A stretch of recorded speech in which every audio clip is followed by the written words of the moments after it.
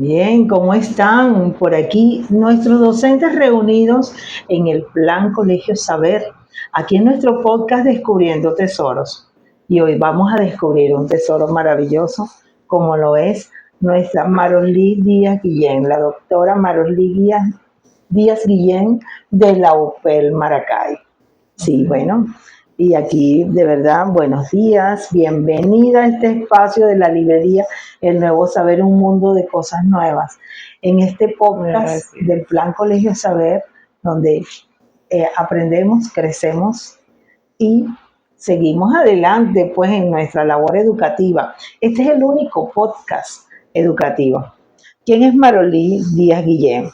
Marolí es venezolana, profesora de biología egresada de la UPEL Maracay, con diplomados en metodología de la investigación de la UPEL Maracay, investigación emergente de la Universidad Bicentenaria de Aragua, Venezuela, especialista en tecnologías para la información y comunicación para la educación de la Universidad Nacional Experimental Simón Rodríguez, magíster en gerencia educacional de la UPEL Maracay, maestrante en educación abierta y a distancia de la Universidad Nacional Abierta, doctora en educación de la UPEL Maracay, postdoctorado en investigación para la formación tutorial de la UPEL 2024, postdoctorado en neurociencias para el paradigma transpersonal desde la espiritualidad del ser de la UNEI 2025, docente de maestría de ciencias biológicas para docentes, docente en maestría de gerencia de proyectos de la UNPHU, República Dominicana,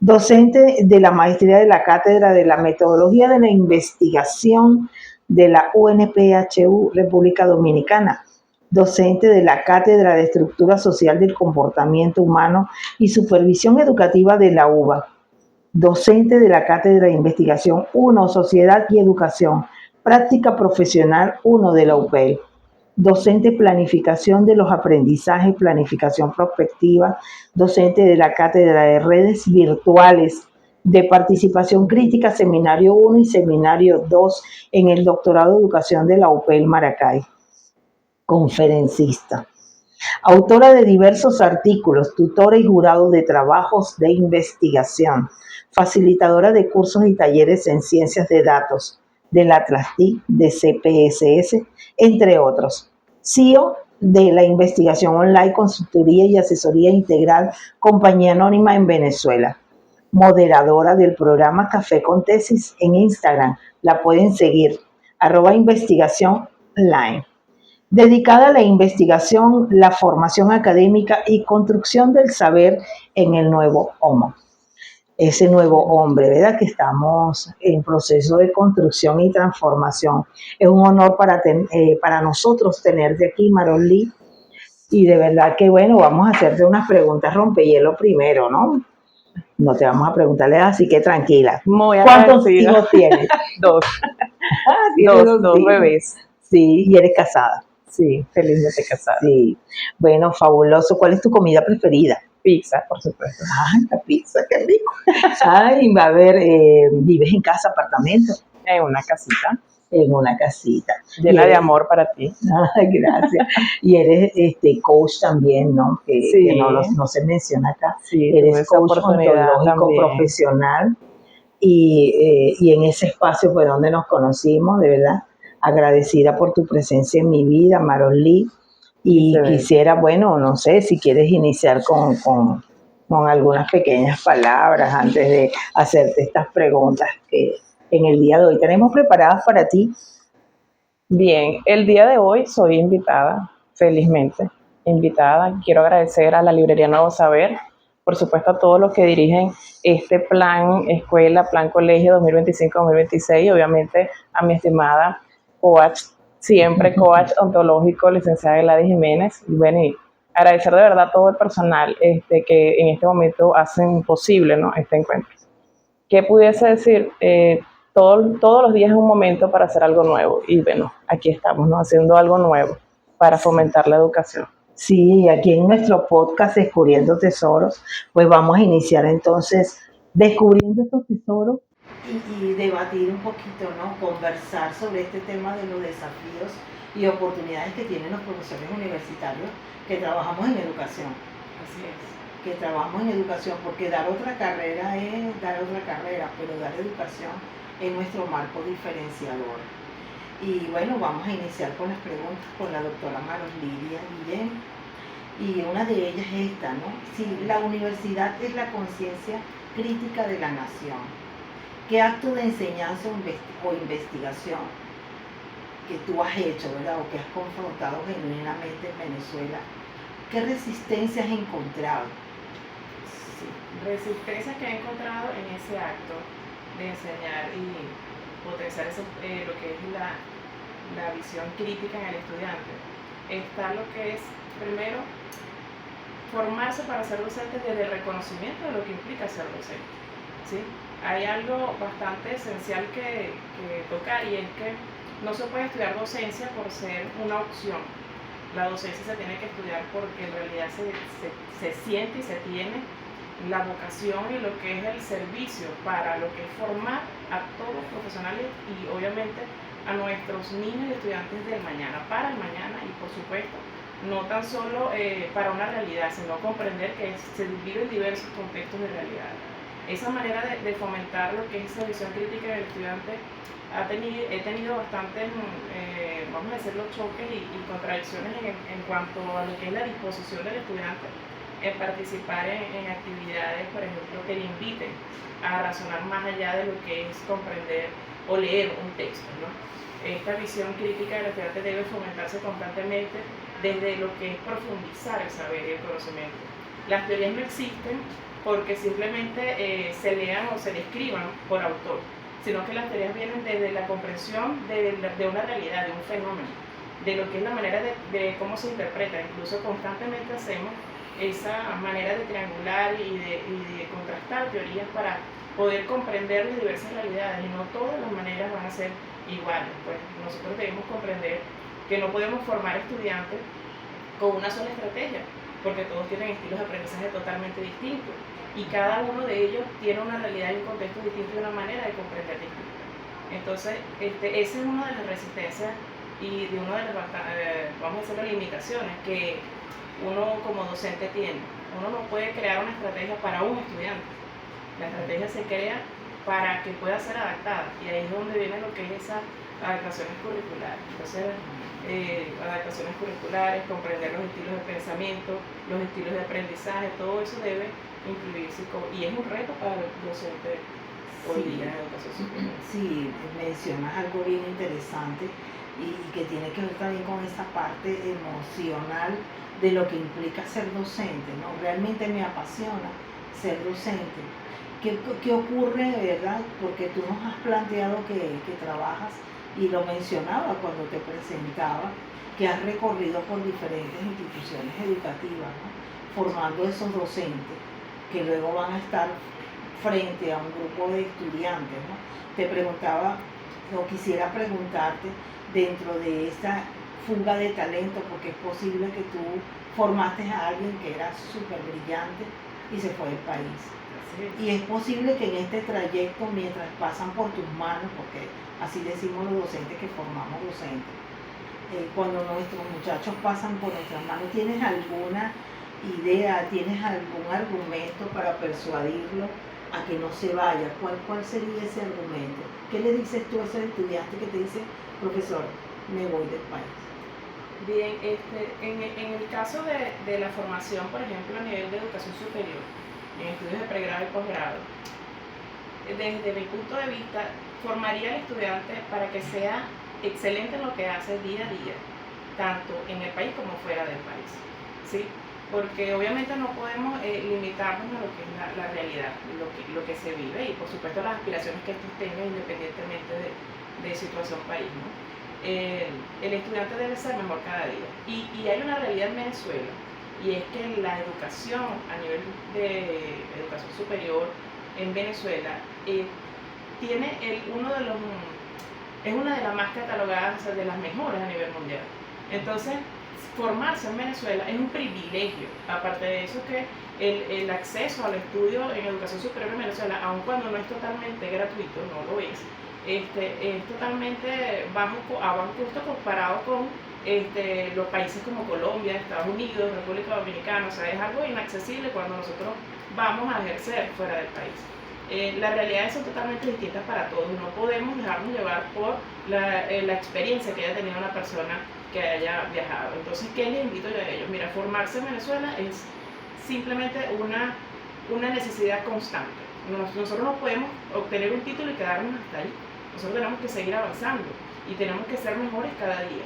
Si tenemos la oportunidad de aprender, y vamos a tener mejores, obviamente, oportunidades si nos formamos en ese día a día. Entonces la oportunidad está para el que está dispuesto a tomarla y preparado para que sea, obviamente, ese que le dice el que tuvo la suerte de tener ese trabajo o esa oportunidad en la vida. Yo considero que no le diría que no se vaya o, por ejemplo, que se quede, sino que se forme. Y ya cuando la persona tiene esas oportunidades, puede incluso trabajar desde Venezuela a países, incluso en Latinoamérica o en otros continentes, porque ya está pasando, ¿no?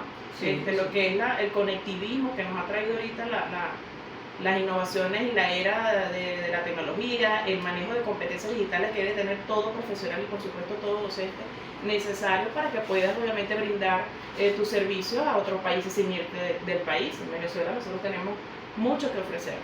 Para muestra un botón, yo tuve la oportunidad de dictar cátedras en el área de posgrado en República Dominicana, en la UNCU, y me fue de verdad, fue una experiencia totalmente maravillosa en la formación y bueno, tengo esos nexos con lo que es el personal de la universidad. Dadas esas competencias digitales. Y hablando de esas competencias digitales, pues también hay un déficit de recursos. Y estos déficits de recursos pues ha obligado a redefinir ese concepto de excelencia académica. Así es. ¿Cómo ustedes han redefinido desde la UPEL o desde tu propio desempeño como docente universitaria esa frase excelencia académica? Bien, aun cuando hay un déficit de recursos e incluso de infraestructura, ¿okay? Porque no tenemos las condiciones adecuadas para dar una clase constante, por ejemplo, en lo que es la Universidad Católica Experimental Libertador, en diversas áreas. No obstante, a través de la autogestión que se está llevando a cabo en la universidad, las mejoras han sido totalmente a favor. Incluso ya varias áreas se han rescatado y la universidad está en ese reverdecer, ¿okay? Ya incluso en este momento está el proceso de inscripción de los estudiantes que se habían preinscrito. Se cuenta con una matrícula ya de más de 500 estudiantes para inglés. Bueno. En educación inicial teníamos hasta la fecha 35, 36 estudiantes de nuevo ingreso, incluso entraron aproximadamente 70 en el semestre pasado, que no había ocurrido anteriormente, bueno, después de pandemia. O sea que aun cuando pudiese existir aspectos en contra, nosotros vamos a favor, ¿no? Y educamos donde tengamos el espacio para hacerlo. Yo, por ejemplo, trabajo la conectividad. Mis estudiantes, la mayoría de las personas manejan teléfonos totalmente con uso de lo que es la conectividad, WhatsApp, y ya con eso transformar cualquier canal de comunicación en una herramienta para educar. O sea, no necesariamente yo debo tener tal vez un video bien en el momento, tal vez, pero si pudiese incluso a través de Telegram, de dictar conferencias, a través de WhatsApp, grupos de WhatsApp, enviar notas, incluso a través del chat de grupos de WhatsApp, poder interactuar con ellos. Entonces ahí es donde entra el homoconectivismo, que es esa polleza que yo tengo del nuevo homo, porque todo docente debe capacitarse para desarrollar absolutamente todas las estrategias que pueda con las herramientas o pocos recursos que se tenga de la mano. Ahora, en el momento que tengamos los recursos, bueno. Ay, pero buenísimo, porque incluso he visto en las redes sociales de la UPEL, Maracay, pues como hay un impulso también a todas las actividades que desarrollan, y eso pues los muchachos lo ven, ¿no? Oye, yo quiero ser educador, yo quiero pertenecer a la UPEL, yo quiero ser profesor. Esto pudiera ayudar muchísimo, ¿no? Pero también ahí, como digamos, hay que ser resiliente, hay que adaptarse a esos diversos cambios que pareciera que lo resiliente nada más en lo negativo. pero también es en lo positivo, o sea, cómo yo puedo adaptarme a esos cambios y no ser resistente a una realidad que está ocurriendo. Por lo tanto, pues hay unos saberes silenciados, un currículum oculto, ¿no? Así Y cómo podemos nosotros desde la universidad manejar ese poder de que el estudiante no sea silenciado, sino que sea voz, ¿no? Sea voz de lo que el educador puede transformar en el aula de clase. Cuéntame cómo en la universidad manejan esa parte.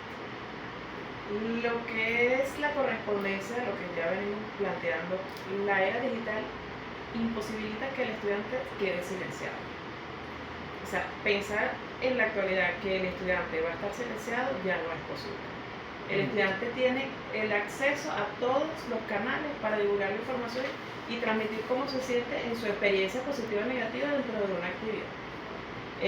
Hoy día, y siempre se ha contado en lo que es la UPEL y en todas las universidades del país, lo que es el centro de estudiantes, que por supuesto defiende los derechos de ellos, así como también le hace saber cuáles son los deberes.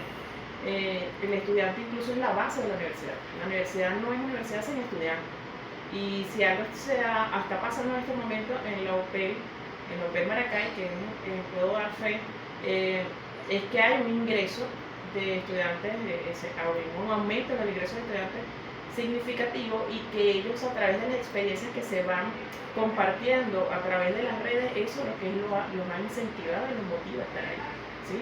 El contacto, la interacción, la formación, el hecho de que no vas a ver solo clases desde un punto de vista unidireccional, sino que va a ser bidireccional, en donde vamos a trabajar lo que es el descubrir, ¿sí? El saber a través de la interacción docente-estudiante, estudiante-docente, donde el docente no es aquel que va a enseñar nada más.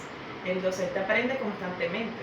Hay una teoría de Chevallar que él habla sobre la transposición didáctica del saber, ¿no? El saber sabe, el saber aprendido. Esto, bueno, en lo que es en la actualidad ocurre de manera constante, viceversa. Aprendemos de los estudiantes cada día. Tenemos que modificar nuestras maneras de enseñar totalmente. El currículo oculto del cual habla, nosotros tenemos una planificación, pero esa planificación debe adaptarse en función a las necesidades, la realidad y el contexto que se viva diariamente. Considero que eso es esencial. El estudiante no es silenciado en la actualidad. Es imposible silenciar las experiencias del individuo actualmente, en cualquiera de las dimensiones de la sociedad. Sí, y que hay un detallazo, ¿no? Que es, si queremos un docente creativo, participativo, que innove, que haga esa diferencia dentro de su aula de clase, atendiendo las necesidades de los estudiantes, atendiendo incluso esas diferencias que pudiéramos tener en un grupo de estudiantes.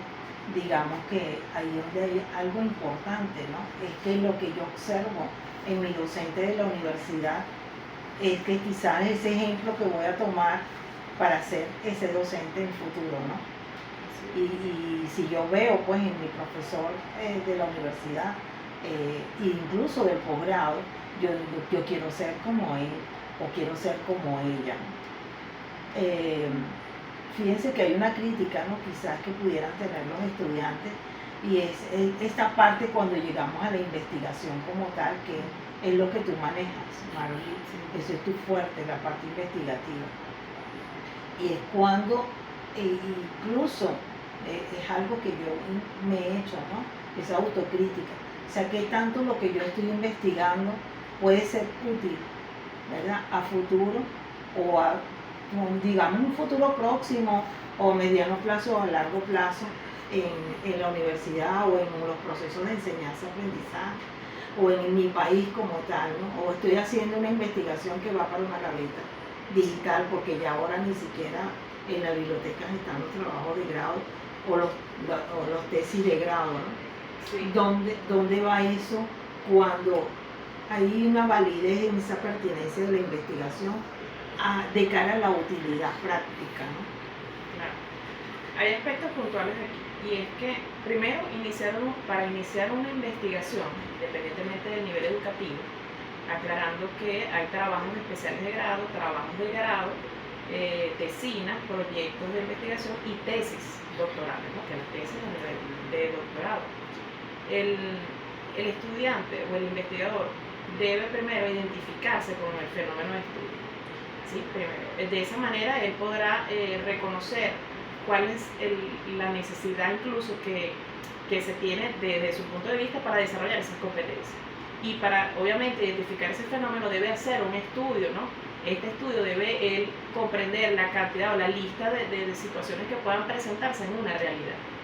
Cuando nosotros podemos hacer ese listado de la realidad en función a un tópico que quisiéramos abordar, por ejemplo, bien sea la resistencia al cambio en lo que es el manejo de herramientas tecnológicas en la UPEL, por ejemplo, por parte de los docentes, yo voy a ubicarme en departamentos, de qué manera hago mi listado y posteriormente voy como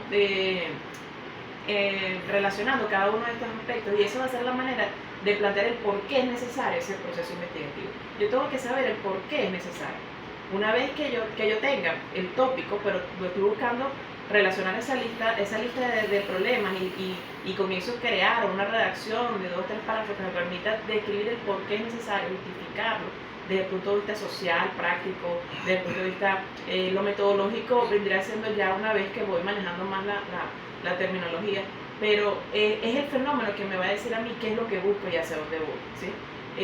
El desarrollo de estos proyectos o trabajos de investigación en cualquiera de sus niveles no se invisibiliza porque sí, o sea, es parte también del investigador compartirlo como una comunidad científica. Además, el deber ser de la investigación es compartirlo a través de una comunidad científica. ¿Qué es una comunidad científica?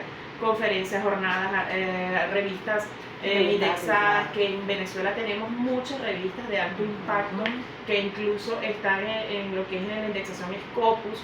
En la Universidad Pedagógica Experimental Libertador tenemos revistas que están en indexación GUS, en Cielo. Tenemos de verdad la oportunidad de visibilizar, pero entonces ahí es donde también tiene que establecerse una relación, una simbiosis entre lo que es tutor-tesista, que es lo que le llamo esa formación tutoral, tutor-tesista. Si esa relación tutor-tesista se da de manera amena, este proceso se puede llevar a cabo mucho más allá. Hay un compartir de saberes. Por ejemplo, hoy día tenemos en la UPEL la jornada de investigación que se comienza a llevar a cabo desde el 3 de noviembre hasta el 14 de noviembre, teniendo el evento del CEPROARAGO el 13 de noviembre, por cierto, de su inauguración, el reconocimiento de la investigación, publicar en esta revista a través de un acompañamiento. Todo esto es parte incluso de que ese docente y ese tutor despierte el interés en el investigador y el investigador también esté amado a ese proceso. El aporte, si es significativo o no, por supuesto que cuando estamos dando a conocer de una manera distinta de comprender la realidad y el contexto social, va a aportar, por supuesto, a otras personas lo que es las herramientas necesarias para crear productos, bien sea tecnológicos, es parte de eso, para crear un producto tecnológico en donde yo diga si ese software es necesario o no. Obviamente parte de estudios previos en donde una persona se basó en lo que es la parte social, cultural y todo esto, entonces las concepciones, de verdad que este proceso es bastante complejo, pero amerita de este punto esencial que es la simbiosis tutor-tesista, ¿sí? Para no dejar y no caer en ese síndrome de todo una especie. Sí, te iba a decir eso. Sí. Y sobre todo proyectar lo que hiciste, porque también a veces la gaveta la haces tú mismo. La gaveta, sí. Entonces, Sí. los repositorios digitales, aun cuando no tenemos bibliotecas, ¿verdad? O no se está como que llevándolo común, pero se quiere ahora retomar nuevamente lo que es ese contacto físico con lo que es leer, y porque obviamente eso despierta más el pensamiento crítico en los estudiantes. Los repositorios digitales tienen una característica bastante positiva, y es que nosotros no nos vamos a limitar nada más a la persona que va a la biblioteca. ¿Sí? Nosotros, a través de una buena búsqueda, saber utilizar los buscadores académicos, muchos se manejan con inteligencia artificial, que hace que esos algoritmos permitan incluso tener acceso a tesis doctorales relacionadas con mi categoría o fenómeno de estudio en Dominicana, en España, en la India, en otros idiomas, en Estados Unidos, en Italia. Entonces, con el conectivismo y el avance de la tecnología es esencial. Así que visibilizar, el que desarrolla una tesis tiene que visibilizarla en ese compartir. Si nosotros presentamos la tesis y la guardo, el archivo, nadie me va a conocer. Solo el jurado que fue a la defensa o que estuvo ahí presente. Yo tengo que sí o sí dar a conocer ese producto. Y de esa manera voy a aportar a la sociedad. Si yo no lo doy a conocer, me estoy quedando en un proceso administrativo, nada. Bueno, eso es contigo, investigador. Impúlsate, proyéctate y sal adelante. Muestra lo que estás investigando. Solo así podremos conocer este proceso, ¿no? Yo quiero indagar ahora muy dentro de ti.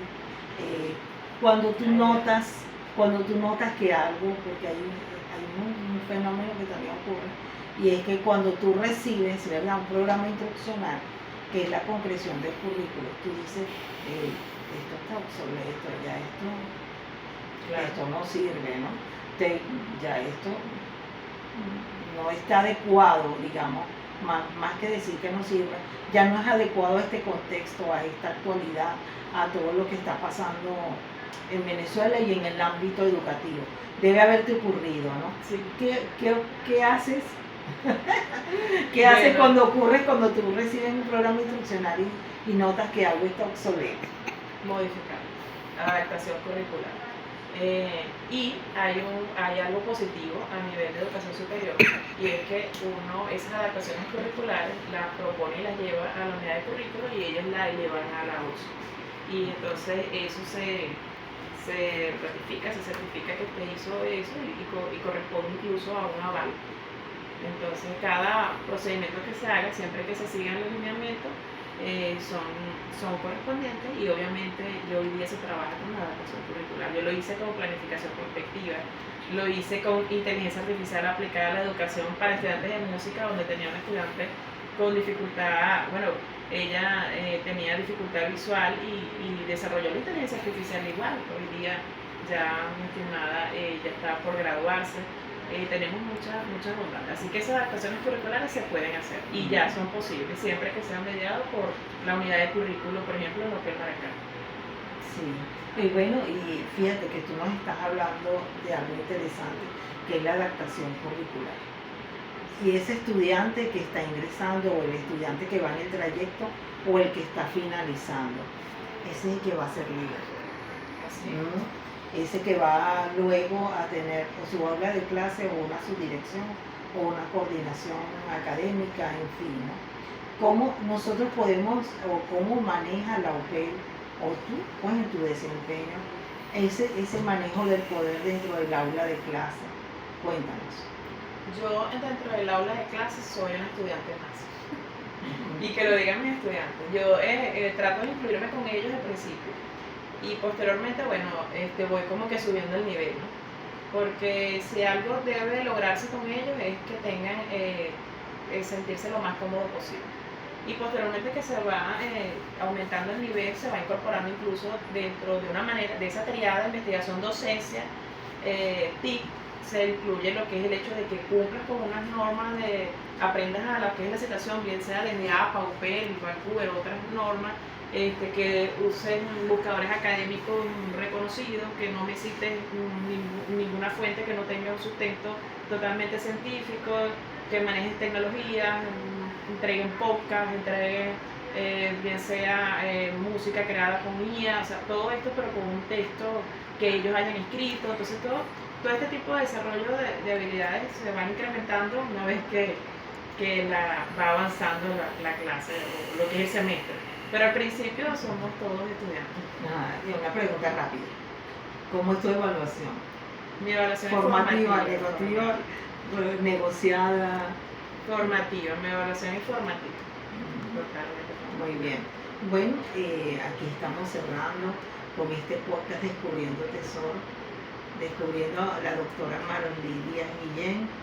Y una pregunta final sería, ¿qué mensajes puede darle a todos nuestros queridos docentes que ya están graduados, que ya están formados, y a esos docentes que hoy en día se están formando, que están estudiando, que escogieron esta misión de servicio como lo es la educación, y en la cual pues la pasión es la palabra que nos mueve? ¿Qué mensaje final nos darías acá en este podcast, el cual agradezco tu presencia, Marolí? Para mí es una bendición estar acá con mi maestra, licenciada Gladys Jiménez. Bien, nosotros tenemos seguro en la vida algo, y es que lo único constante es el cambio. Así como relató una vez Heráclito de Éfeso, del Escudo. Lo único constante es el cambio y por ende, obviamente, todo proceso educativo, la manera en que nos formamos va cambiando. El docente debe estar en una constante capacitación y formación para poder dar respuestas a las necesidades de los estudiantes día a día, reconocer lo que es el contexto, los cambios socioculturales, ¿sí? Que hoy día hay muchos y que van a seguir siendo. Y la única manera de estar al día con ellos es en una constante capacitación. No perdemos el tiempo, lo invertimos en la formación y la educación. Así que docentes egresados, docentes de formación, simplemente capacitación constante. ¿Qué vamos a ganar? Pues seguir alimentando el saber, incluso ejercitar el cerebro, que es uno de los aspectos esenciales de la adolescencia y bueno, mejora la salud también. Bueno, muchísimas gracias aquí en tu podcast Descubriendo Tesoros del Plan Colegios de la Librería Nuevo Saber. Pues aquí tu servidora Gladys Jiménez despedimos este espacio, siempre agradeciendo la presencia de ustedes y sus comentarios acá debajo de este video. Que tengan un feliz día.